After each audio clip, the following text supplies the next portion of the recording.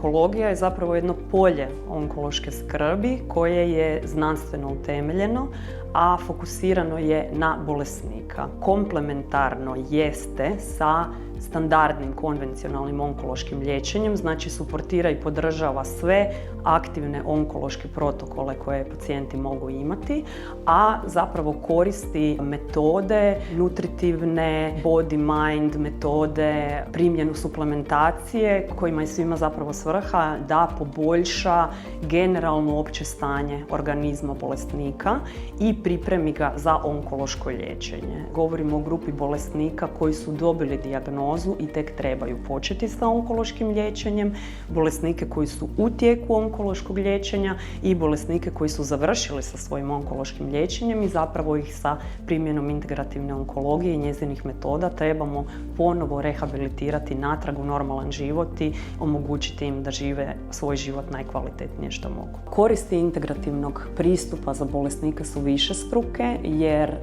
zapravo integrativna onkologija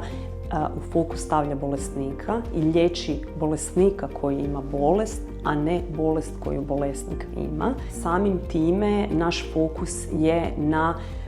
zdravlju, onom zdravlju, bazičnom stanju organizma gdje mi pokušavamo one zdrave biološke procese koji se u pacijentu događaju, dati im potporu, poboljšati ih, optimizirati, da svi daljnji onkološki procesi koje pacijent neminovno mora proći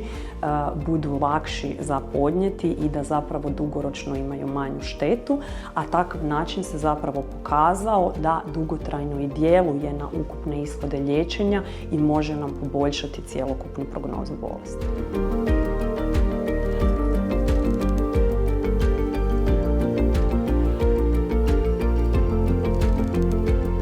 Apsolutno je ovakvo polje onkološke skrbi nešto što je standard u svijetu, svim najvećim onkološkim centrima, MD Anderson, Memorial Sloan Kettering,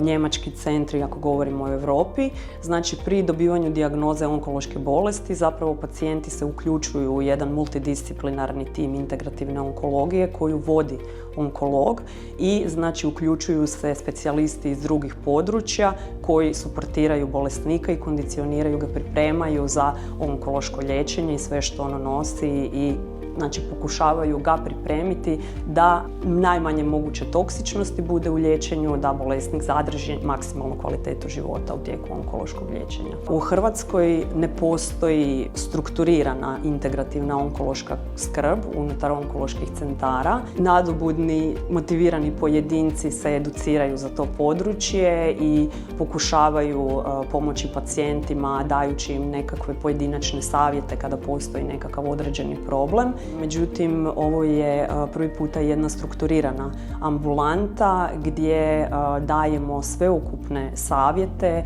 iz svih područja integrativne onkologije bolesnicima. Znači, analiziramo i samu dijagnozu i terapiju koju pacijent prima i znači dajemo savjete za prehranu, stil života, fizičku aktivnost i ono što je najvažnije, suplementaciju koja je medicinski provjerena, znanstveno utemeljena i nije u nikakvoj koliziji sa aktivnim onkološkim liječenjem. Alternativna medicina, što i sami pojam alternativna govori, je ona koja je drugačija od ove konvencionalne. I znači alternativna medicina provodi intervencije koje zamjenjuju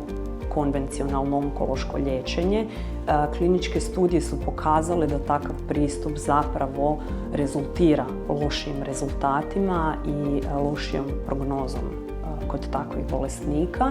a integrativna onkologija je zapravo komplementarna ovoj službenoj oficijalnoj onkološkoj skrbi. Znači, kod nas je onkološko liječenje primarno, važno, suportiramo ga, a suportiramo ga na način da pripremimo bolesnika da to liječenje najbolje moguće podnese, da se održava ritam primjene terapije. Ako je bolesnik u dobrom općem stanju, naravno da će redovno moći primati svoje cikluse terapije bez odgode, što na kraju neminovno donosi do boljeg ishoda liječenja.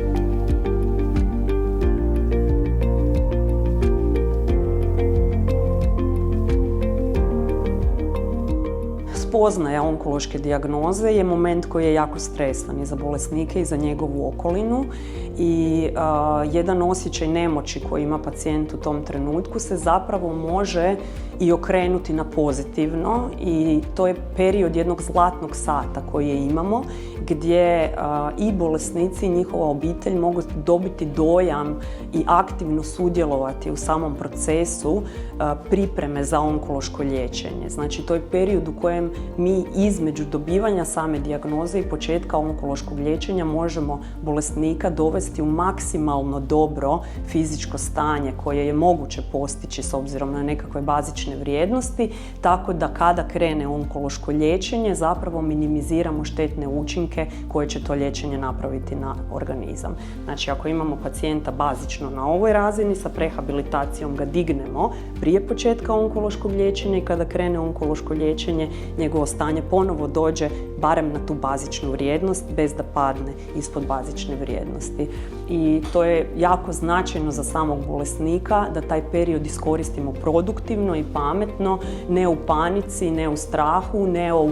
čitanju brojnih informacija i primanju savjeta koji će možda i loše djelovati u kombinaciji sa onkološkim liječenjem kada krene, nego baš onako kako treba, znanstveno utemeljeno i sigurno za pacijenta i za ono što mu slijedi. Ako se radi o pacijentu koji je već u tijeku onkološkog liječenja i tu apsolutno možemo puno pomoći, s obzirom da postoje znanstveno dokazane, potvrđene i provjerene metode za ublažavanje nuspojava određenih onkoloških terapija i lijekova, a i priprema i kondicioniranje samog organizma, znači očuvanje recimo mišićne mase koje nam jako puno znači za podnošenje terapije ili redukcija povećane tjelesne mase koje nam definitivno pogoršava toksičnost primjene brojnih lijekova. To su sve nekakve stvari na koje se može utjecati i u tijeku same kemoterapije, određeni prehrambeni izbori, fizička aktivnost koji ne samo da poboljšaju podnošenje terapije, nego zaista mogu utjecati i na ishod samog liječenja.